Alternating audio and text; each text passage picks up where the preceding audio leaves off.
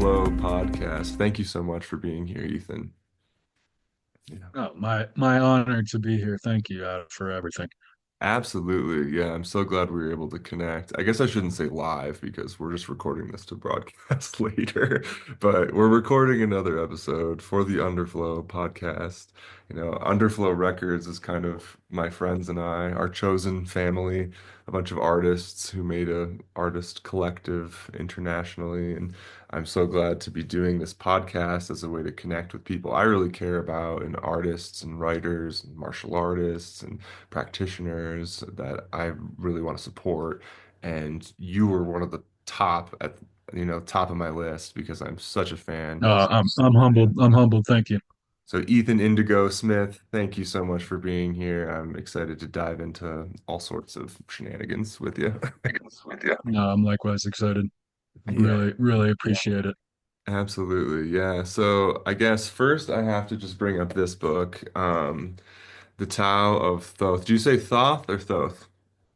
Either one works. I think it's one of those names that we don't know with the specifics of in terms of its roots with Tahuti, and so Thoth or Thoth is the Greek uh, trend, development of the Tahuti, Yeah, Tahuti. So, and it's very much like thought. right. Right, the word thought, and Thoth is the god of and the master of all thought and wisdom, and the teacher of all things physical and non-physical. Right. Also known as Hermes Trismegistus, depending on, which tradition you follow in the esoteric sciences. But that's, one of the things that I think really connected us is you are just so deep in the esoteric sciences, whether it's Hermeticism or, the books of the dead from Tibet or Egypt or sacred geometry, Tai Chi, the Tao Te Ching, all these different meditation practices. And I think you fuse it together in such a beautiful way that's really articulate. It's really easy to read. It's really thought-provoking.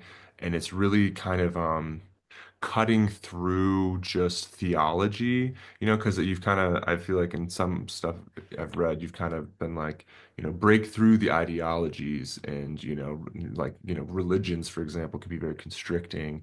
And these teachings are actually really applicable. And that's what a lot of your writings kind of get to that point too, which I really appreciate your calls to action and how actionable your writing is too.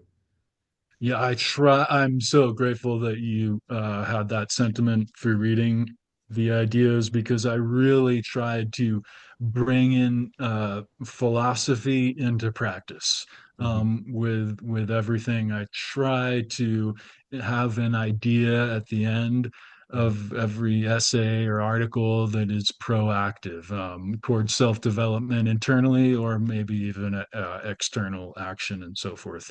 Yeah. One of the things that has really helped me decipher Mhm. um, the symbology, Mhm. of course, is the synthesis of these diverse ideas Right. really amplify interpretation of the ideas that are maybe in and of themselves in a certain ism or a certain construct. When they're put together, they can really reveal things about one another in new ways, maybe. Uh-huh. And the another thing that I use so often that I wonder if it's subjective often too, if it's not a real subjective way to formulate actual observations. I use it so much, and it's my own interpretation of many ideas. So that's why I wonder if am I just using this? And then, so every once in a while, when someone like you says, "No, no, I'm using this tool, if it or these ideas efficiently as well." The matrix of four, this, Mhm. or we could call it the Katsukoti. The tetralema is really one of the oldest philosophies from India, but very mathematically based. And of course, different cultures have different phenomenon that, in comparison, we can find ideas and relationships. But essentially, in the mathematical sense of it, the A or B or AB together or X. Mhm. And this is kind of reflective in the Om symbolism as well, that has waking consciousness, sleeping consciousness, expanded awakening, and expanded dreaming. Um, so that matrix of four can Mhm. be found in so many places, but at its most simple, it's the A or B or the synthesis of A and B or X something else. That has been really helpful in interpreting different symbolism. Right, yeah, because I've been reading a little bit of your tetragrammaton work. Am I saying that Yeah, word? yeah. Yeah, and it's just so fascinating, these kind of pillars of four, which come up over and over again. And that was the thing that struck me with this book first. This is my gateway into your research, but this is like core to my own research and in my book series, kind of merging these worlds of the Tao Yeah, and right. thought. And I just hadn't even come across anybody who was going there. There's another, I'm sure I have a bunch of his books over here. Another writer, researcher named Mitch Horowitz, who's a great Hmm. writer in the Very familiar. I've become, friendly with him, and he's really, really brilliant in kind of weaving together these, narratives as well. And you had kind of said like, we're pulling probably from the same pools of the astral or, the subconscious as, Carl Jung spoke of the collective unconscious. And I think there are these archetypes, and that especially those of us that dig deeper into kind of all of these theologies throughout time, you start to see these things reoccurring. I mean, not only, like the around the equinoxes and, the Savior born of the Virgin Mother and, crucified and dies and rises again and all of that stuff, but other things too, as far as, the sacred geometry principles, whether it's, principles of the tree of life, of the Sephiroth, or of our chakra systems, the colors of the Mm. color wheel relating to the chakra system, relating to the eight scale music, which again, there we have the number four, and then the music of the spheres and of the planets, and whether it's astrology or astronomy, Zoroastrianism. I mean, these concepts kind of keep coming up again and again, and I definitely think there is something there as far as like this other realm that we can connect with. And I think that's what you're speaking about as well.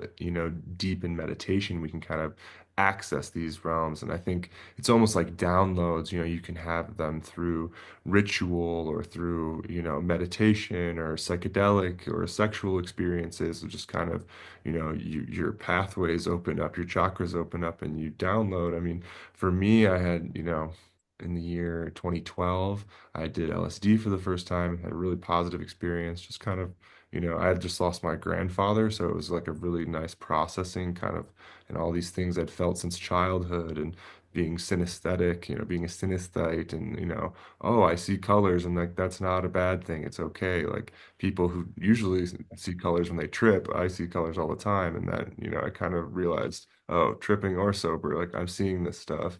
And then, in that fall or whatever, I did DMT and I had no idea what it was. This is before Joe Rogan was talking about it every 5 seconds. And I was so grateful to find the work of Terrence McKenna because he'd been talking about it since doing it in Berkeley in the 60s. And, his brother Dennis McKenna as well, kind of synthesizing these things through biochemistry as well.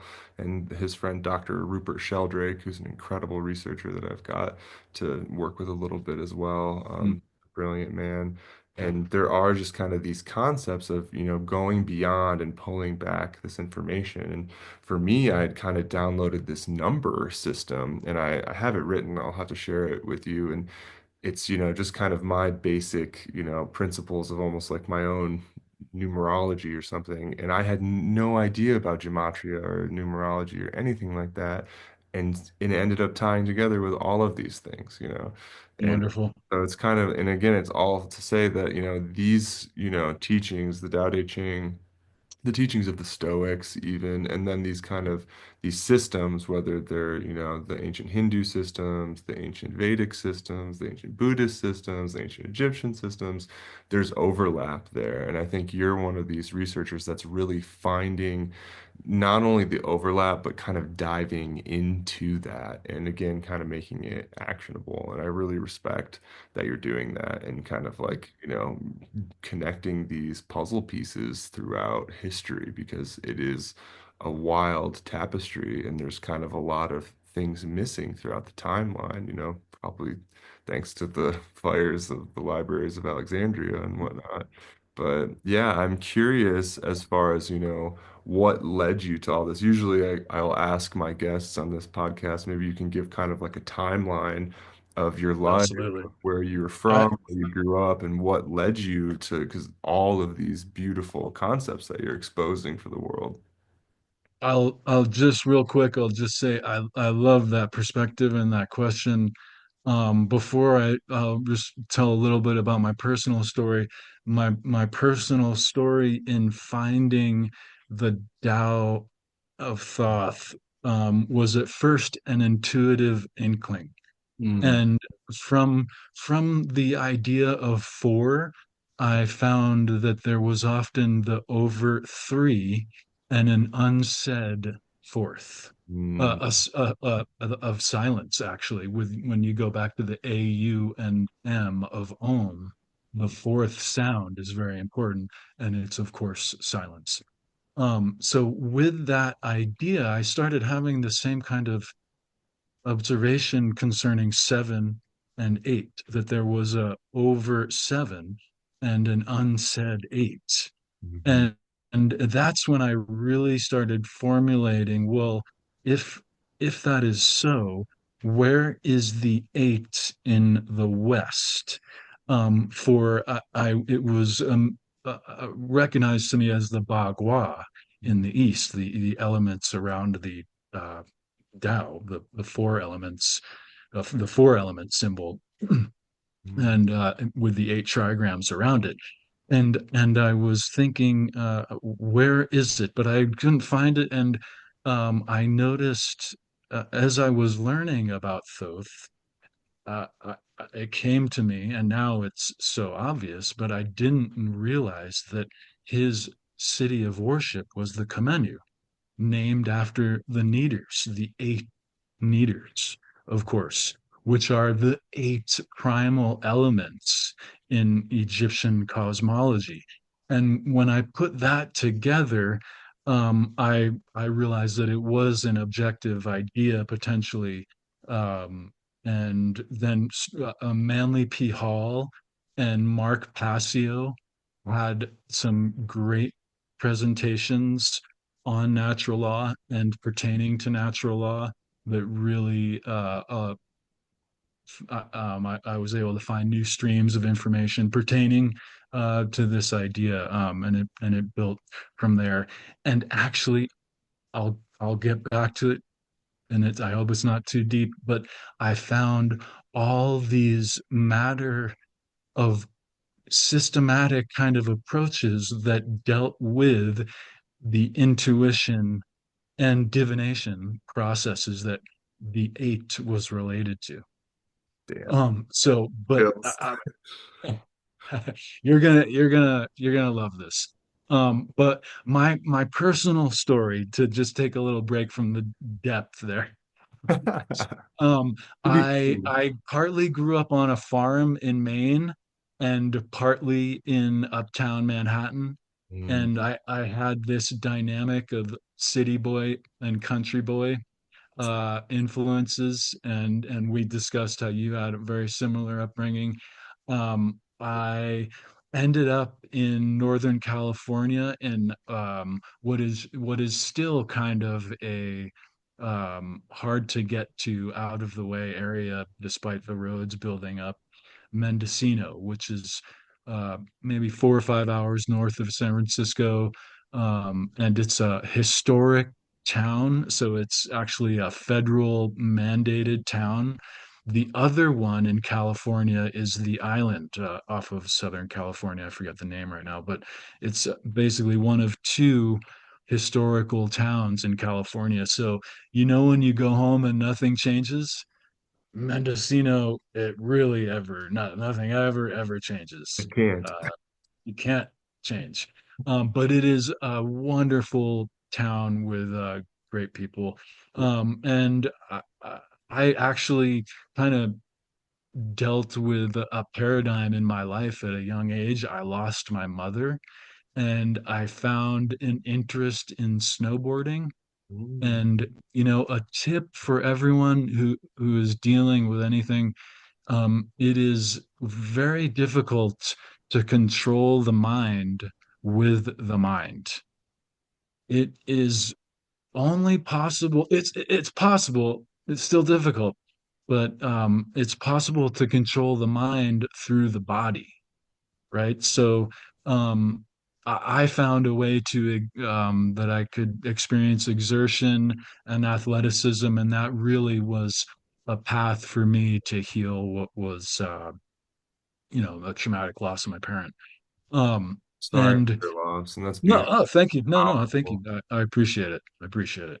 And you know, I've been snowboarding and researching in Tahoe and variously traveling, um, uh, really ever since. So I've been in NorCal for quite some time now. Wow, Um, that's so and cool. I've always wanted to write. So I've written a few fiction ideas. Those haven't really taken off. I don't know how people do it with fiction. And the nonfiction stuff, I've found a way to kind of share it efficiently. Um, as I was exploring the eight, Mm. I found, of course, the Ogdoad of the eight meters of Oh, we Egypt, lost which you. were these primal gods that Thoth is. Oh, sorry. Oh, yeah, I yeah. found the Back to the Ogdoad of the eight eight. meters. Okay, great. And of course, this was Thoth's main companions, and Thoth being uh, the messenger god and also the god that can go from one dimension to another, the dimension of earth and the dimension of the gods and so forth, Mhm. and the dead, um and his main constituents were these eight elements. And so that kind of immediately brought into perspective of the elemental relationship. In further research, the god who's given credit for the creation of the Bagua system Mhm. is Fuzi from China. And Fuzi is the Taoist iteration of Thoth. And his body from the waist down is coiled snakes, just like the pole or staff that Tahuti Thoth is depicted carrying, and Theseus. there's some, and the caduceus and so forth, and this staff of wisdom. This actually, the name of the Tai Chi or the Tao is the grand ultimate pole. And even though we see the swirls as the grand ultimate polarity, they are in fact going around a center point, the Mm. pole. And so there's all these wonderful relationships between Thoth and Fuzi, Mm. the Taoist iteration of Thoth, if you will. He's often depicted carrying a compass and square, of course, which is the symbolism for sacred geometry, maybe has been co-opted by groups for different things, but Mhm. really, ultimately, that's what it's about. Well said. Um, so the Fuzi and his female companion Nuwa Mhm. um, kind of embody that square and compass, masculine and feminine aspect too, which was depicted with them hundreds of years ago. And so Fuzi reveals this divination practice that is based on the eight elements of the Bagua. And eight times eight is 64. And so you put the trigrams together and you have this whole divination practice. Um, in Egypt, this Thoth is, the diviner himself, and is often associated with and credited for creation of the tarot, Mm-hmm. which is another popular system, and of course Indeed. the primal nature of the Ogdoad is kind of the basis, not necessarily of the storybook of the tarot itself, but of the energy, right? Oh, beautiful. Look at that. Look at that eight. Exactly. The infinity sign as well. So, It's the infinity sign. And possibly the eight is it corresponds with infinity due to the analema of the sky. In the sky, if we observe where the sun travels throughout a year, uh, it'll make an eight, and right. it does so infinitely, if you will. It's like the double um helix of our DNA as well. well said, well said. And we actually have eight types of human blood in that sense too, right? We have the four types, positive and negative. Give me chills again. Woo. So we have the eights all over. Another really important and established and still used divination practice has the eight in it too, however subtly. Um, Odin is attached to the tree, which has nine limbs or nine dimensions, and he uses his horse, which has eight legs, to Mm. traverse the dimensions and understand the runes and so forth. So it's almost as if that story is symbolically saying, when you can stand on the eight elements, the eight legs, you can comprehend the tree of life. So all of these systems have the eight elements in it as almost a directive of divination practice. I'm not confirming or ruling out divination practices. I'm just saying, isn't it interesting Oh, that yeah. it's each one has it. So all these systems kind of reveal an eight dimension kind of modality of conceptuality, modality of conceiving things. Mm. Not that it's the only way to Yeah. conceive things. A really interesting dynamic too that's almost unbelievable. The Mhm. Chinese word for boat, excuse me, the Mandarin word for boat is floating eight vehicle. And when we look at the Great Pyramid of Giza, the boat, of course, is where we get the value of the ark in the creation myth of Noah. And uh, this comes from Egypt, of course. The ark in Egypt was meant to travel one across in through the Nile, or the proverbial river, into the realm of the dead. And there was found to be the ark there, Mm. at the base of Giza, which they now have assembled in the museum at the foot of Giza, and it was said to carry, just like the Bible is said to carry, Noah and seven other people, the four pairs, right? So the ark in Egypt is also presenting eight elements, and even with the overt seven Mm. and the subtle eighth.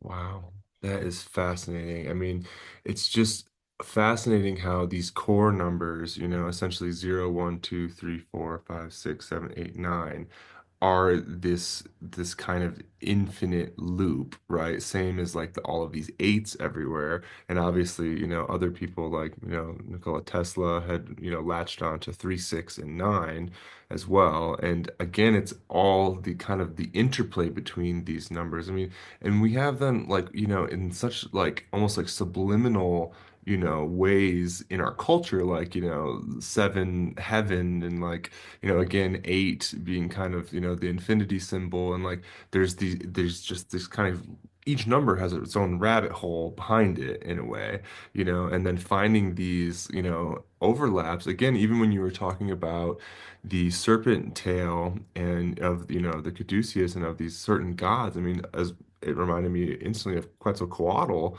of the South American traditions as well. And obviously we have, kind of the overlapping, actual geology of the architecture and, of these megalithic structures, like the Temple of the Sun in South America and the pyramids of Giza, and obviously these new discoveries at the pyramids of Giza, which really I kind of just, fuel researchers like us. And I was, talking with an archaeologist named Jen Deo. She's wonderful. I was telling you about her. And, again, kind of like people like us aren't surprised in a way. If anything, we're kind of validated.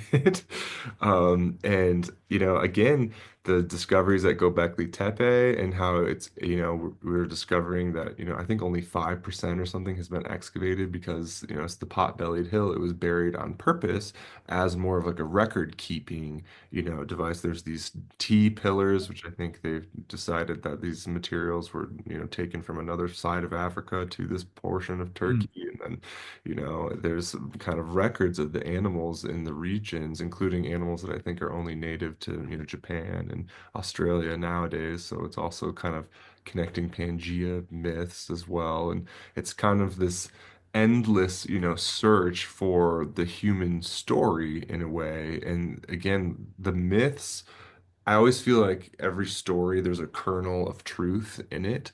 And, I think myth is that way too. And you have these different overlapping, just like how the Greeks and the Romans had different names for the same gods and the planets and everything like that.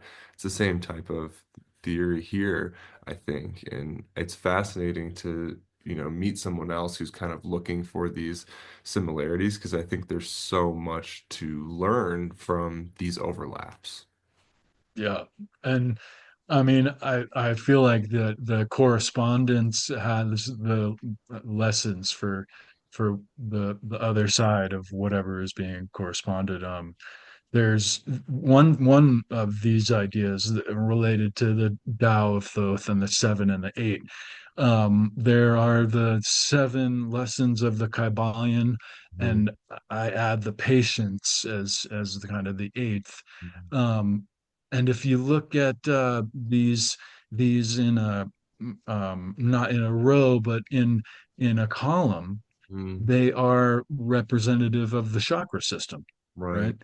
Yeah. And so I that's one correspondence that I think is a real interesting way or revealing way to understand the chakra system in a sense that Mhm. it's not necessarily physical, but it's a layer of comprehension, right? Right. It's a whole way to perceive things, Mhm. and it's not the only way. That's a beautiful Um, way to put it. The seven keys to heaven, right? Whether it's the chakras or the Kybalion or these kind of states of awareness, like going through the levels to reach your higher self or however you want to look at it. Different traditions look at it. But yeah, I mean, it's kind of like a path. I mean, we have the left-hand path, the fourfold path, all these different paths, but it is kind of this journey of discovery, within and without. And again, Terence McKenna is one of my favorites because he was very into Hermeticism as well as, plant biology and, psychedelics and everything like that. and the Tao. And the Tao, yeah, all of Yeah. it. And he has this great lecture on Hermeticism, and he's talking about the yin yang, actually. Mm. And he's saying that we should approach life like viewing everything like the yin yang, that there's the outside world divided by, in the S, and then you have the inside world. But really, you should look at your eyelids like the S in the yin yang, dividing these worlds, and they're equally important. And that's the duality we're experiencing, which is great. And he has another, famous quote. Terence McKenna That's said, powerful. Thank you for sharing that. I yeah, didn't hear that. absolutely. And he has another quote about how all Oh, ideologies idea. are toxic, really, because and you've kind of talked about this, like we should have get away from the isms, right? Because they can become prisons of beliefs and these kind of tools of propaganda to, manipulate and divide and cause religious wars and, genocide and apartheid and colonization and XYZ, and especially I have a couple Native American books that I've been going through. I actually have like a little bit of blood. I just say Anishinaabe now, but Chippewa, Ojibwe, in the Great Lakes region. I'm reading the Yeah. Lakota Way as well as Black Elk Speaks, and just mind-blowing, stuff from the caretakers of the land. And I think that's a continuous thread in a lot of this esoteric literature is how much, we are symbiotic with our planet. And kind of an easy way to go within is, it's like the Miyazaki movies, the Studio Ghibli. I feel like there's a lot of that in there. The magic of the world is within us, but it's also within nature, and they reflect one another. Kind of like you've seen those diagrams, like if you meditate against a tree, and it's almost like you're creating that like torus field effect. So I was definitely curious to hear more of your takes on Tai Chi and meditation and kind of, all of these discoveries that you've, picked up over your life and, been putting into print. I just really salute you for making it actionable Thank and you. making it digestible. And I think that's really, really cool. And I have some questions for you too, as well. I was thinking I did a little practice, Tai Chi practice today, and I was thinking about one thing, the oxygenation or the aeration of the system, that is so obvious. It's like an immediate, not immediate, but a very quick, obvious high. Mm, Tai Chi gets you high mm, on air. Um, and if I was just thinking about how a big part of the practice is grounding and rooting. I'm so sensitive to athleticism and stuff, but maybe people's energy too. But I can tell if someone's just not rooted, yeah. right? Yeah. And you being rooted is a really important thing. And you're moving like water, right? So I was just thinking today about how you incorporate the four elements in your Tai Chi practice. You get the water movement, the grounded earth, the oxygenation, and the fire within. You really start to heat up. That's Um, cool. there is you can practice Tai Chi or any meditative movement however you like, but for me, the best advice to someone who practices or to someone who just happens to be dealing with gravity, so all of us, Yeah. is the 70% rule. Mm, Um, don't give it 100%. Don't listen to them. Give it 70% because then you have room for more. mm, If for instance you start a project that's X number of days, let's just say a month, say it's working out, and if you give it 100% every day, your effectiveness at day 30 is going to be a small fraction of mm, what it was. And you're still going 100%, but your effectiveness at day 30 is going to actually decrease. If you go at 70% every day, your effectiveness is likely to increase. You haven't burned out, you haven't caused an issue to where you cannot proceed with more growth. right. So the 70% rule, approximately, um, is really effective for meditative movement, and to safely move, to not hurt yourself. So many different ways of being that can be helpful for. And it gives you room to go to 30% more, no problem. But if you're always going to 100, that means that one more percent, something breaks, Mm, right? right. So 70% allows room to go to 100. There's plenty of room, but you just aren't at a breaking point. You were talking earlier about the cultural phenomenons that are kind of at the basis of a lot of our thinking. Mm, Monotheism, of course, would be the grand one. mhm, And all these stories that we're familiar with, maybe just ideas that are scientific, even. One of the things that I include in the Tao of Thoth mhm, is the esoteric answer to the riddle of the Sphinx. mhm, And this, I think, just to familiarize everyone, it's from a Greek play of Oedipus. And Oedipus, he's like the epitome of um, the misguided, misadventurous life. Really, the potential for the true hero is there, but the fates mhm. really deal him a bad one. And this is true for so many Greek plays and stories that the fates are really involved. He is cast off by his real parent because his real parent hears that his son is going to kill him. Mm, And um, a shepherd finds him in a really bad state and raises him as his own. He ends up um, mhm, marrying his mother and killing his father, mhm. and of course goes mad, with this Once he finds out, learning of this later. takes out his But eyes or whatever. yeah, I forget exactly the horror, but Yeah, it's um, like the please, right? yes. The wonderful, famous aspect of this play is the riddle of the Sphinx, which is one of the kind of rights that he passes as he's taking over and influence and gaining right to the queen. The riddle of the Sphinx is what walks on four legs in the morning, two legs in the afternoon, and three legs in the evening. Mhm, And it's so the answer rather is so unaligned mhm, with the immortal pursuits of Egyptian cosmology and belief systems. mhm. The answer is man, Right. for he crawls Mhm, in the early life, walks in his adulthood, and then needs a stick to assist him. And I of course looking at it, I see the three, I see the overt three there.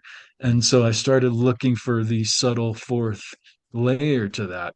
And of course, the master carries the pole or the staff too. Or in Egypt, the was. It was called the was. mhm, Um, and Thoth, of course, has the staff. mhm. The Hopi have a wonderful god who has the planting stick. I was going to recommend the book of the Hopi. Oh, Fantastic book for thank you. Native American teachings. And he also has the stick. Of course, it's a plant. It's not doesn't need a shovel. It doesn't need a famous wand. It's a simple stick with the Native American god. But if you look at Moses, of course, has the staff. All these developed masters Mhm. have the staff, and so the master we should pursue mastery, not um, Death, the old age. inevitable result of old age. Which, yeah, we all have to face the crucible and cross these rivers too. But the Yeah. point is the mental shift, right? The pursuit of mastery is something I think that's omitted without that understanding. So I find that to be really an inspiring idea. That's so cool. And it's just so weird how we're so on the same wavelength and like researching so much of the same shit, but we're also like going about it and getting different things out of it too, which is going about it different ways and getting different So things out of it.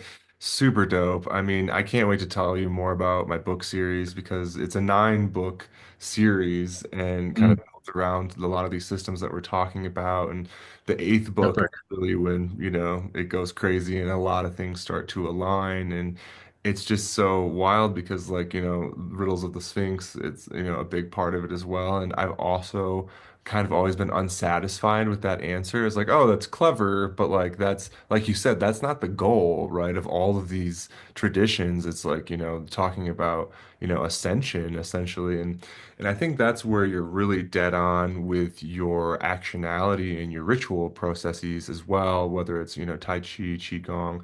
I'm an orange belt in Kung Fu and, Tai Chi and Oh, everything like that.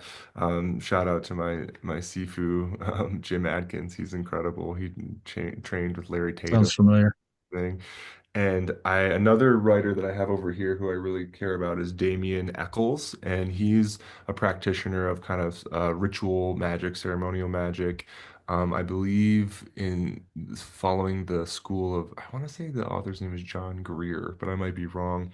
Really digging into kind of the pagan traditions, Celtic and otherwise, which is obviously my blood heritage as well, and studying the Druids and everything like that. And it was interesting that you were talking about invoking the elements because that's something I try to do all day long, whether it's ritual practice or kind of like meditation, in the shower, real meditation, in while exercising, while flowing, whatever. My partner's a pretty big yoga practitioner, and she's actually a somatic psychologist working with Mm, people in recovery. And the big thing is, getting them to move their bodies and kind of shake out, get the prana flowing and shake out, these kind of static energies. And that's a big part of Qigong and Tai Chi. But something I find really interesting about what you said about, invoking the elements, and again, we have this power of four. That is, pretty central to, let's say like Damien Eccles talks about the wonders of the ritual, the lesser banishing ritual of the pentagram, the LBRP, which really you are invoking the four core elements, the four core directions, the cardinal directions, and then the archangels. So you have Uriel, Raphael, Michael, and Gabriel, mm, and Metatron and Sandalphon for above and below. So really six angels total, but the four crucial ones of and they also not only represent the cardinal directions but the seasons as well, and they also have their own color and again kind of represent their own elemental force as well. So that's again, dope. you have these kind of overlaps again between these not only systems of thought and theology, but also ritual practice, which again, I think, like to your point, about the role of the Sphinx, these ritual practice really point towards kind of, I think to use, more Hindu terms of, transcending samsara, right? Seeing through the Maya to kind of transcend samsara and get out of the, cycle of life, death, and rebirth, which I have like the tattoo of actually earring too. It's the Triskelion symbol. So that's Right. a pagan symbol, which I also think is really linked to the Yin Eastern Yang. symbol of not only the yin yang, but the Chintamani or the Chintamani, the I'm not familiar. and that was something the painter and researcher Nicholas Roerich. It's a really crazy story. He was like sent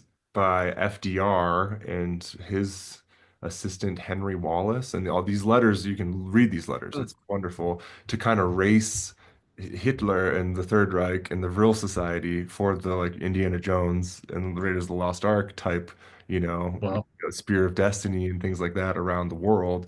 So they had, like people in Africa, and then Nicholas Roerich was the one going through the East, searching for the Philosopher's Stone in Tibet and through Nepal and all these places. And, maybe he found it. He definitely, Nicholas Roerich and his wife have incredible paintings of, the East and the Philosopher's Stone and the Chintamani and flying Wow. vimanas and kind of like these overlaps between Buddhism and Hinduism and Taoism and Western esoteric theology. But one thing that was really consistent in the iconography, the deeper Rorik dug, was this triple dot symbol representing the Chintamani, which, I see as the triple spiral as well in Ireland and Celtic mythology. And it's just fascinating because it's everywhere. I've been to this ancient site in Ireland called Newgrange, and that's where I saw, and I was Wow. my synesthesia was going so crazy. Sometimes different people or different places, it's like I start overloading, and it's Mm. almost like I'm seeing fairies or something, but it's like tinsel like shooting through my vision. It's sometimes it's not easy to like, you're like if I was driving, I'd have to pull over. And I was at this ancient site, and it's older than Stonehenge, and Sure. it lights up. It's this perfectly built structure that the inside of it ignites on the equinoxes.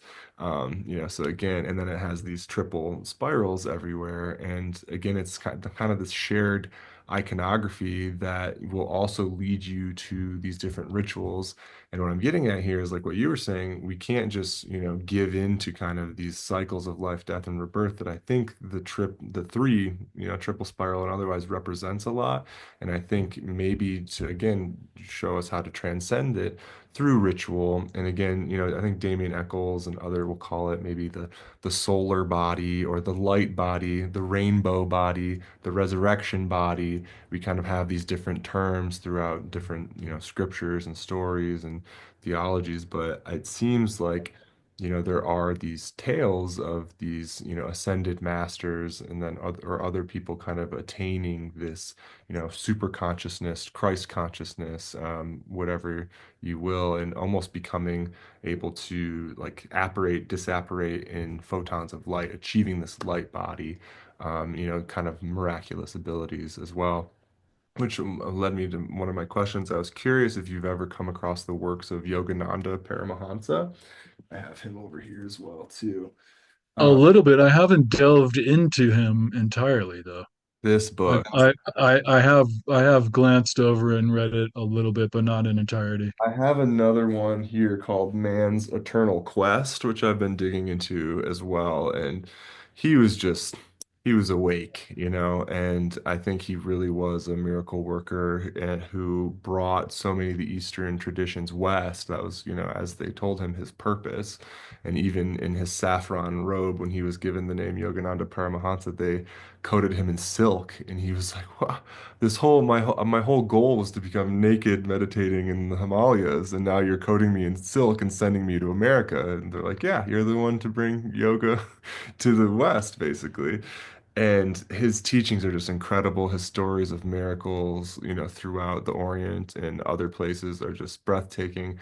But another huge core teaching of Yogananda Paramahansa is merging these different theologies. And what he calls it is the yoga of Christ, actually, and that it's this lineage, Beautiful. and he calls it Kriya Yoga, which I think is directly tied to these, like we were talking about, ceremonial ritual magic, lesser vanishing ritual of the pentagram, or Tai Chi, Qigong, as well as certain ritual practices within Kabbalah, to whether it's, you're climbing the tree of life of the Sephiroth, or you're, getting your energy circles, you're, spinning of your chakras. But I think, this Kriya Yoga of Christ, which Yogananda explains is this lineage from an avatar, basically, named Babaji. And this avatar appears throughout time and starts teaching these lineages. And basically, this is also, in my mind, what connects everything that we're talking about here, because Yogananda says the lineage that his direct lineage was, Babaji, who then blessed this really famous teacher named Lahari Masha, who was very well known and kind of became a celebrity in his time in the late 1800s, and actually blessed, he passed before Yogananda was born, but he blessed his mom's Mm. tummy. And, she was there through a crowd to try and see him. Part of the crowd said, "Come forward, you're pregnant. Your baby is going to be the one to bring yoga to the West." And what? Wow. So then he didn't even get, Yogananda didn't get to meet Larry Masha, and then years later finally gets to meet his student named Sri Yukteswar Giri, who's just incredible. They're both on my altar. So I see him in visions. He's this badass here. That's Sri Yukteswar.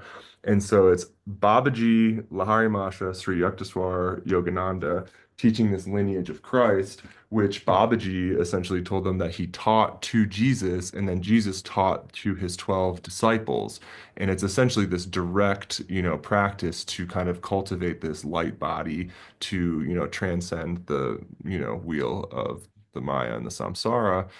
And it's fascinating because then if you kind of trace what happened to the disciples in all these different mystery schools, right? There's another researcher, William Henry, who's really dove into kind of this Nicholas Roerich stuff as well as these mystery schools of Europe that, kind of led to the Renaissance and whatnot, but, also were snuffed out during the Dark Ages. Mm, We have the Cathars, we have the Essenes, we have the Magdalenos, the Magdalenas, all these different mystery schools throughout, France and Italy and elsewhere in Europe. And it seems like maybe they were guarding some of these traditions, which again, there's certain people who believe that, Jesus didn't even die on the cross, or if he did die and then was resurrected, he went east and became a Buddha, similar to Siddhartha or Padmasambhava or Mani of Manichaeism, or the enlightened teacher, the female Ma,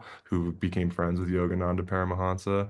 And there's so many kind of recorded miracles surrounding these people who were even alive, some of them stretching into the 20th century, parallel with other occultists, say like Aleister Crowley, like I have the Thoth deck, or, I know Crowley and W.B. Yeats, William Butler Yeats, they were in the Golden Dawn together, and then their kind of clash led to the dissolution of that, group of famous occultists. I have another book here that's great by W.B. Yeats, where he went all over Ireland talking with the old folk in Gaelic in mm. Ireland to trace the Fey lineages. So the book of Wow. Fairy and Folk Tales of Ireland, and kind of chasing these connected portal lineages, like they have these portal tombs and all these things, which I think directly connects to, say, the shamanic traditions of Mesoamerica, dream walking, whether it's with psychedelics or not.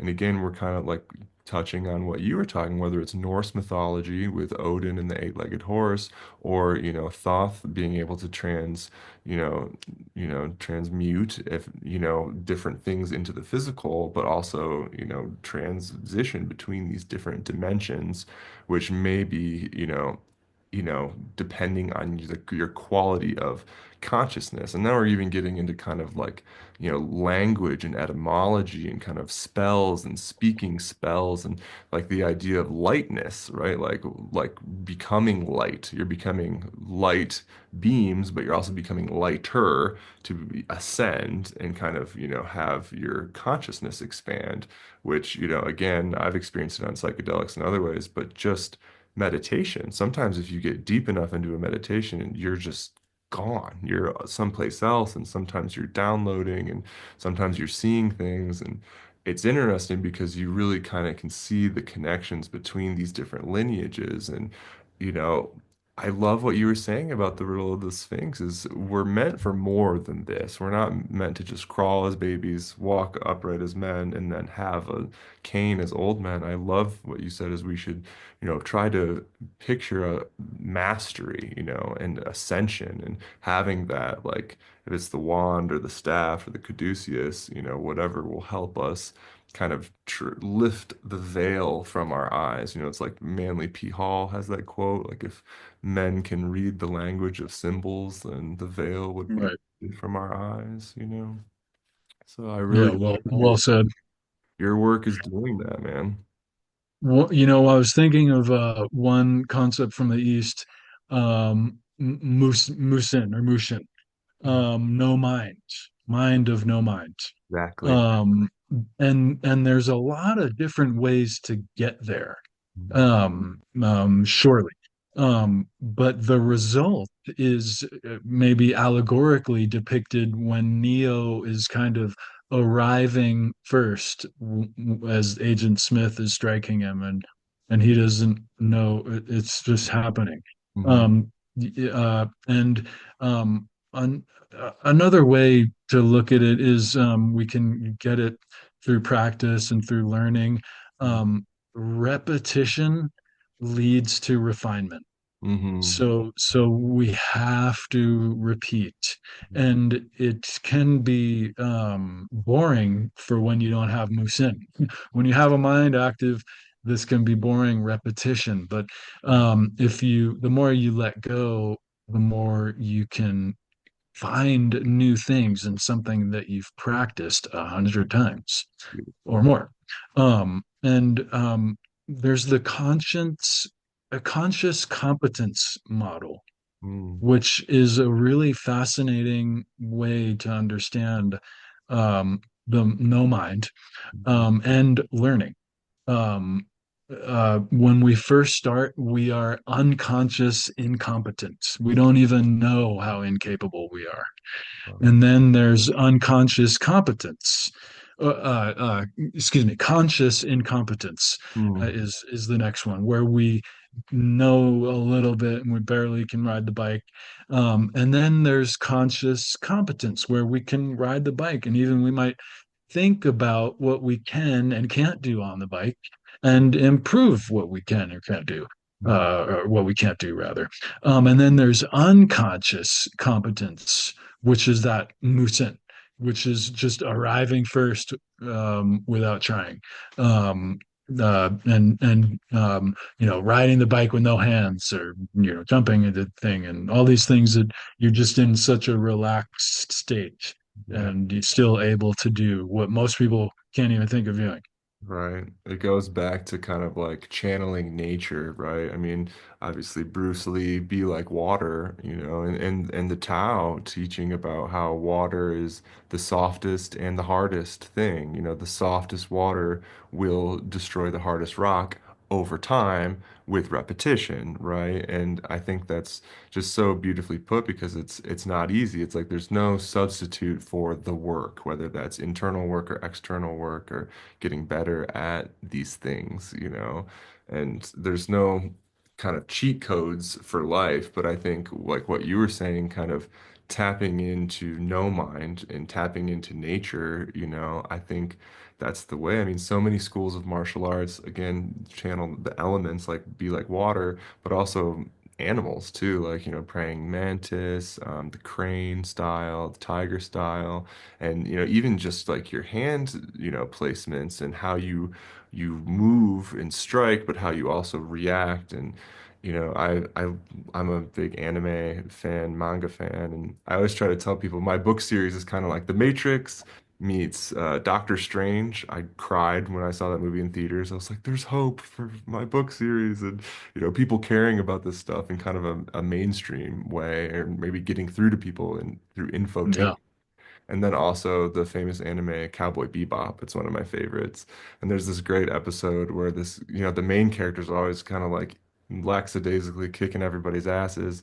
And this one guy finally is like, becomes his almost protege for an episode. Is how do you fight like that? And he says, the whole be like water, like you're so tense, like you're gonna get hit in the face and it's gonna hurt. Like, if someone's striking at you, move and then move back. And like, if you, then just like you were saying with the Tai Chi movements as well.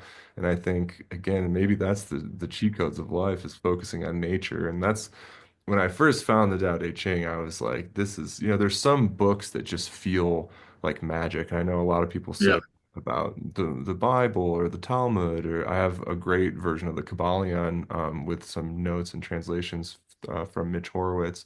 But the Yogananda Paramahansa book, Autobiography of a Yogi, 100% that way. For me, Marcus Aurelius Meditations, same way. But the Tao Te Ching, and yeah, obviously people throughout all time have said this, there's just this unescapable magic of that text, and that I really think translates across these different traditions that we're talking about. And again, that's why I love Yogananda Paramahansa, because he was saying all these religions are saying the same thing, but they're cutting each other out. And that's why you should explore, within, not just get caught up in these kind of cult-like systems, honestly, that manipulate and divide. So I had some yeah. Well, questions. well said.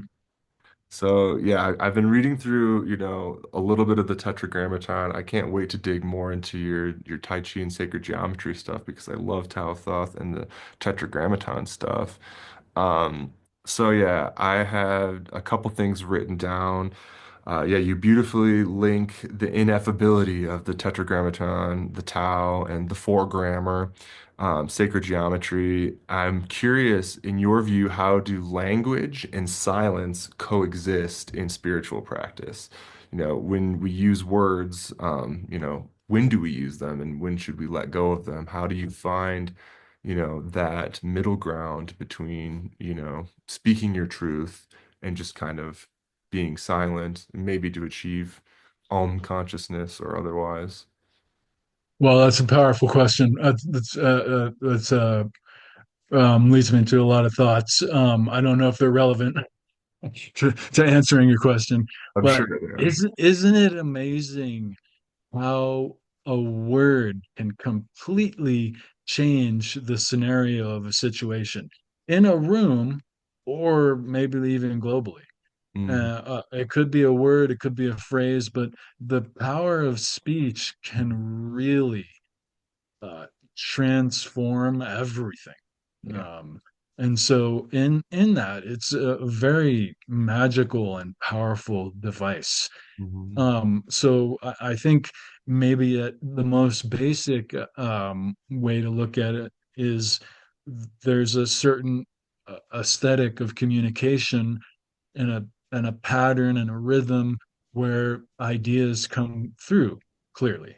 And maybe you miscommunicate when these patterns aren't correct for what you're trying to communicate. But I think esoterically, a really powerful tool that's so simple is looking up the etymology of words.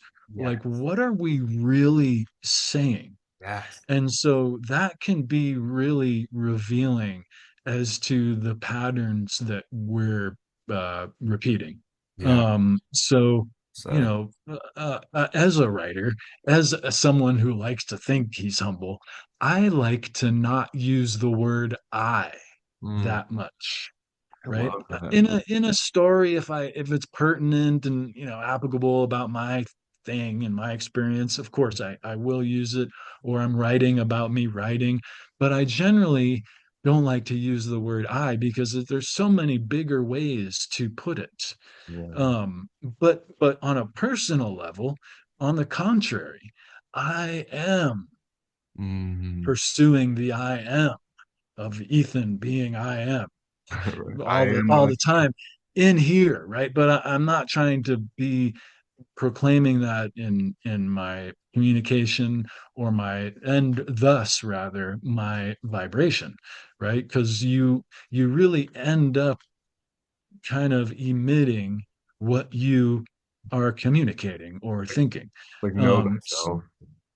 yeah, yeah. So in that, that's just a little dynamic for me as a writer. I don't like to be all I don't think it's boastful, but I don't like to be proclaiming things Yeah. in my writing with the I, but certainly within myself as esoteric proclamations of the day, how to deal with things. I am is an extraordinary, Yeah. a powerful facilitation. That's so. Um, Thoth, he is known as the Trismegistus, the thrice great. Hmm. And being a practitioner, the kung fu is all about the 3, 6, and 9, 2, Hmm. right? I found that fascinating. And maybe as just a martial art, it's 1, 2, 3, Right. and then so it ends there, 1, 2, 3, and it ends there. So you have this kind of expanded possibility and practice. Totally. So it could be as simple as that. Um, but there's also, I think it's the Sanbao, but it's the three treasures of Tai Chi practice or internal arts practice. Mhm. And then wait, Ethan, I thought you said if there's three, there's a fourth. Yep, there is.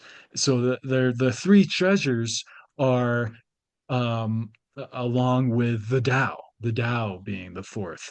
Mhm. But there is Qi, Mhm. Jin, Mhm. Jing, and Shen, Mm, which are noted to be the three treasures of internal arts or energy capacity in mm, a simplified term or simplified way of understanding it without getting super esoteric, which all kinds of Chinese writing does in a wonderful way. But qi, in its most simple sense, is compressed air, mm, and that compressed air gets the turbine going, and then the Jin is the electricity, mm, right? And the Shen is even this more kind of refined quality. Sometimes maybe you could elaborate it as being like the silk brocades, which you get a layering mm. on oneself that kind of, is it magic? No, but you have a different capacity for things than people who wouldn't practice. Right. So the Trismegistus, Mm. I think, is almost suggested in the internal arts. The thrice great is one Right. who practices, Wow. in a sense. Yeah, that's so interesting. That's really, really beautifully put and really powerful. I mean, again, it takes me back to like, both of us have lost our mothers at different ages, and it's so hard to kind of process these extreme, removals and, grief and kind of these like, where does the person go? The big questions, life, death, existence, consciousness. Those are the ones that have driven me. And I love what you said about, getting into your body and kind of getting proactive and how snowboarding really helped you and, martial arts and, Tai Chi. And again, I was telling you, my partner, Cindy, she's wonderful helping people in recovery, but she's helping people get into dance. She's a big snowboarder as well. And so much of this is kind of, again, like you were using the Eastern terms. I mean, there's whether it's chi or prana or mana, we kind of have these, magical energies about us. And I think, it's interesting. We were talking about this earlier. A lot of what the esoteric sciences and say metaphysics or what people used to call pseudoscience, you know, now is being proven by more hard materialist science, such as, string theory, quantum entanglement, quantum mechanics, even, these insane discoveries that are happening with artificial intelligence. I mean, some people are talking about AI being a portal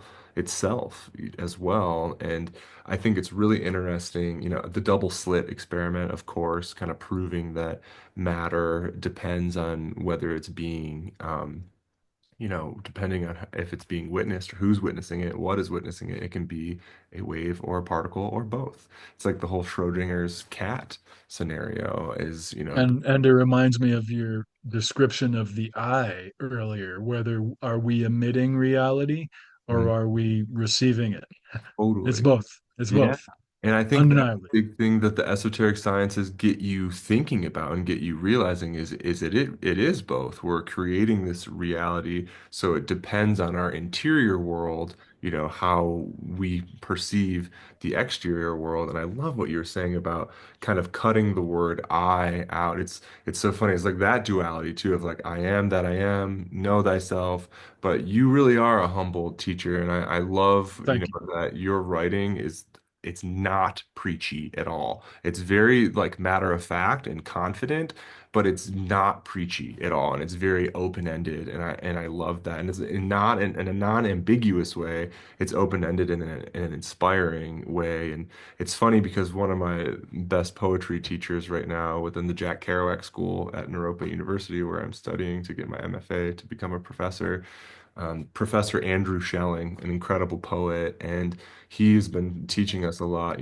cut the word I out of your poems Oh, really? how Interesting. it feels because he's also studies, comes from a lineage of Gary Snyder, who was kind of his mentor, who lived in Japan for a long time, translating Japanese and Buddhist poetry. Well, And now Andrew Schelling translates a lot from Sanskrit. He's very, very fluent, for being a white American dude. He's pretty damn fluent in Sanskrit and translating, and it's really interesting to kind of take these different approaches from different cultures and different historical lineages and kind of coming at art as well as the myriad myriad, ways of life and the things that we need to approach and attack from that kind of, Mushin, no mind, place and creating art, from the heart space or these different places. And you really start to explore. Gosh, I had heard this quote recently, or maybe it was just one of my cohorts' lines. It was a beautiful line of poetry about how maybe a promise is a memory in the future envisioned or something like that. And I like that. these ideas of kind of, vows and morals and memories and past, present, future. And, there is no past or future, but only now. And kind of these masters, throughout time are able to kind of, really dissect the now and turn the now into the eternal now, and it's, again, another Terence McKenna quote. He had said something like, the West has spent the last few thousand years studying energy, which peaked with, nuclear fission and the atomic bomb, while the East has spent more time, thousands of years, even more thousands of years, studying time, really, and Mhm. using patience to study time and coming up with these systems like the Tao Te Ching and the I Ching. And obviously, a lot of people look to even the art of war or some, other schools of thought like that. I mean, there are so many timeless teachings that if you start to look through the historical Rolodex of, incredible work, they're kind of these works that do transcend, time in that way. And I think a lot of it, comes back to these kind of teachings. And I love what you're saying about etymology. There's so much magic there, just finding the words we're speaking. And I'm trying to learn Irish right now, Irish Gaelic, and then German because my girlfriend grew up in Germany, so I want to be able to communicate with her family better. And Cool. it's really kind of informing how those languages combined with the Latin languages to form English and what most of the world is now speaking because of, British colonization and whatnot. And again, it's kind of like these spells of language. So I'm really glad that you're able to kind of, point to that duality of, language and silence. Another question, I have a couple, but yeah, connections between figures like Thoth, Moses, Jesus. Um, I feel like there is kind of a thread in maybe of these awakened people. And I also really love how encourage getting away from dogma. So I guess that's another question, maybe similarly themed to what we've been talking about is how would you suggest for modern seekers to protect the integrity of inner work while, we're living in kind of like an increasingly dogmatic and materialistic world. And I feel like we're almost coming into, we were talking about, cycles in history as well. And, movements of the 60s that were kind of suppressed by the late 60s and the early 70s, whether it was the Black Panthers, the anti-war movement or the flower power movement, psychedelics movement, civil rights movement, what have you. And it kind of feels like we're living in a time like that now, like revolutionary times of unrest and civil unrest and, emotional distress because of these sociological systems.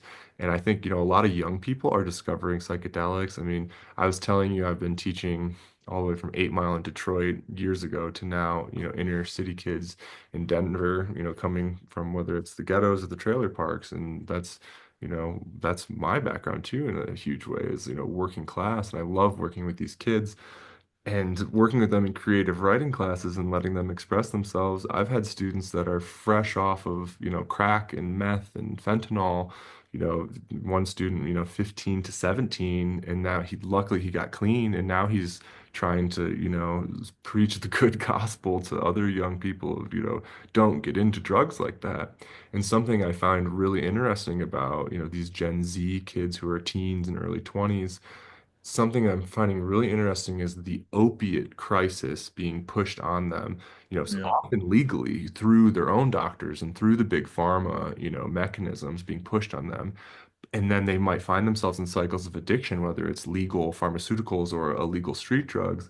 And one commonality I was finding among my students when they were writing about what really helped break them through these cycles of addiction at such young ages, psychedelics is in one, night out and, instead of, abusing alcohol or opiates or whatever that evening, for whatever reason, they had gotten a hold of LSD or psilocybin mushrooms or DMT. And then a couple of them wrote, just like full stop. Whoa, what am I doing with my life? Like all this other shit is so toxic. This is comes from nature. This is leading me back to nature. This wants me to listen to my natural cycles. And one of my students had written about how he had like what do they call it? Lemon. Like you can like almost like some people make tea out of mushrooms, but he had been given like a lemon treatment with it. And so it was almost like a shot of, like mushroom lemon juice. And his writing was so beautiful about his experience and just said it totally just like shook him of like, forget all these other street drugs or whatever. Like this is the path. Like you're an artist, like you can skateboard, you can make music, you can write, you can communicate with people because he had such a great articulation and facility with words and he was such a cool kid. People wanted to be around him.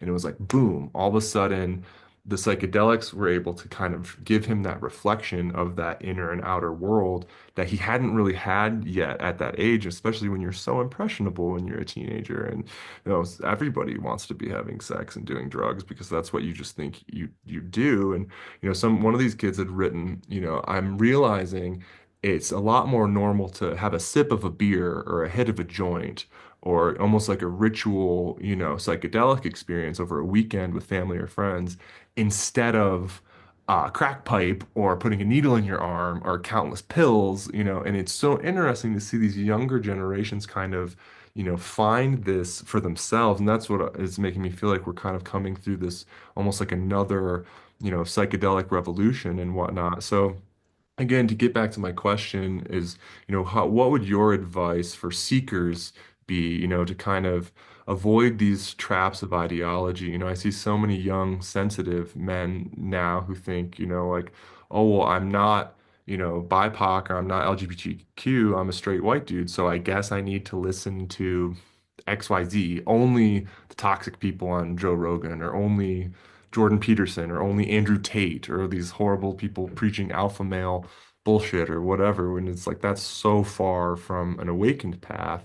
And I think there's a lot of young people who are thinking, how can we save the planet? How can we save each other? How can we help each other? How can we maintain integrity with our inner search as well as our outer search? There is a Hindu allegory. I forget the names of the gods, but I think it's Shiva is on Earth, Mm. and everyone's looking for Shiva. And they find out that he's on Earth and he's in the body of a pig, and he has a pig family, and he has a pig wife and pig kids, and he's on this farm, and he is Huh. happy as can be. He's completely forgot that he's a god. And they go and they visit this pig in the manger, and they're like, dude, what are you doing? You got to come back. He's like, I love it here. My wife is beautiful. I have pigs. I have kids. You leave me alone. I don't Mm. want to go back with you guys. You're annoying. I hate you, or something to that effect. Wow. And eventually, they, I think they disembowel the pig to get Shiva out. And he goes, thank you so much. Thank you so much. I don't know what I was thinking.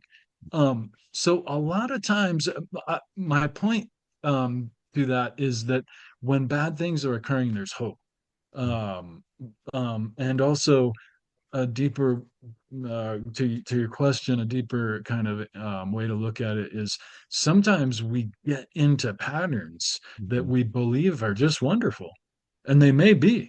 They Yeah. may be actually not just not just wonderful, but suitable for the circumstances. Um, but it's not your only potential. In fact, the idea of immortality in the East was not necessarily live forever, Mhm. but take ourselves, who is me. I partly grew up on a farm. I can relate to being a pig, living their life. Uh, I, Same. I started out on a farm. What was my potential at that point? To Right. be a farmer in the traditional world of the past, that was pretty much the way it was. Some people were not limited to this, but not that I was destined to be a farmer and now I'm a great writer. But my point is that you can always expand your potentiation. And knowing that, I think, might help get out of a pattern. But it's really, some people need, again, the power of a word. Some people just need to hear the right thing. Some people need a dose of the right thing. Some people need a smack. Sometimes, eventually, if you're not listening, one will receive what I call the spiritual two by four, right? If you keep on doing bad patterns, there are going to be consequences. Consequentialism is a certainty, right? Karma, right? Yeah, it's like these kind of these like ineffable rules, which like you hear different names, like, like we need to like live our dharma, and that's like, you have must adhere to karma because like, it's like I think about all of these, kind of schools of belief and how so many people treat things like it's a belief system. And it's like, well, really, it's like it doesn't really matter what you believe, if you believe in this or not, because it's going to happen, right? And it's happening. And I think that's true of like whatever it's our current situation, in the West with kind of like the empire falling or these cosmic realities that are kind of coexisting, side by side with ours, and I think that are kind of always there for us to tap into, but it really depends on, our world as well, and I think it's so interesting because I think that's part of the trick that the wool that's being pulled over so many people's eyes is they just don't have enough time to even think about these things because so many people are, rushing Yeah. around with one thing to the next trying to survive. And I think, a lot of, again, going back to my students when they're in my class, they're like, huh, like I've never been like given time to just like study these figures from history, these places, these ideas, and then what do you think? How does it make you feel? What do you want to do with your life? How do you think we could help this planet? How do you think we could help each other? And, getting, young people thinking about that is just so invaluable, and I think a lot of people just think, oh, well, I want, XYZ materials, and then until you start, kind of, I was trying to introduce some of my students to whether it was Tupac or Marcus Aurelius or, Joan Didion or Ram Dass, kind of like be here now. Now is what we have, showing my students Alan Watts and things like that, to telling them the story of Lao Tzu. It's a fascinating story, and there's multiple versions of it, but I love the idea that, as he was, he said fuck you to whoever he was working for, marched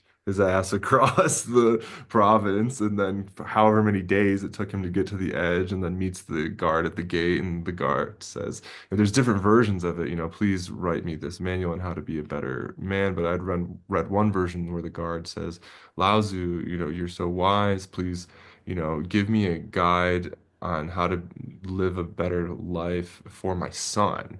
So that kind of like adds like another dimension to it too, of like, and then Lao Tzu being like, okay, like, and then whatever it was, 5 days or whatever, and comes back. And then this, book of ineffable wisdom. Very inspiring for sure. And it's And Bodhidharma too would be a just, great inspiring story. you're a bodhisattva, my brother. I really do feel like that, Uh, honestly. So Thank you. thank you for I all your, aspire, I aspire to be so. yeah. You're doing it, man. I'm so grateful you're putting what you are out into the world. I'm so grateful Thank you, Adam. we're able to do this. Obviously, like this is just the tip of the iceberg. We're gonna have to do this regularly. There's a couple guests I've Absolutely. met too. My friend Absolutely. Jen Deo, the archaeologist. I'll have to put you guys in touch because you'd get along. But I'd love to hear more about, what you're working on. You're so prolific. I mean, you've been putting out a book, like basically a book a year almost for like a decade. It's incredible. I mean, so really, you should give yourself a pat on the back because I appreciate that, man. I really believe that whether it's music or art or writing or poetry, whatever, there's a niche for everybody out there. And I Yeah, always think, that's why I run Underflow in general, whether it's helping the music or the artists, dancers, or the podcast for information, if this can get to one person and positively affect one person or help them on their journey or their seeker's path, agreed. I think we're doing all right by our bodhisattva vows to That's right. hear and help people disappear, ascend, whatever. So thank you so much for your time and your energy and all of this Oh, beautiful. thank you, Adam. That was awesome. We'll do this again soon, yeah? Absolutely. Awesome. Thank you so much. I'll talk to you soon, brother. Cool. Cheers, everybody.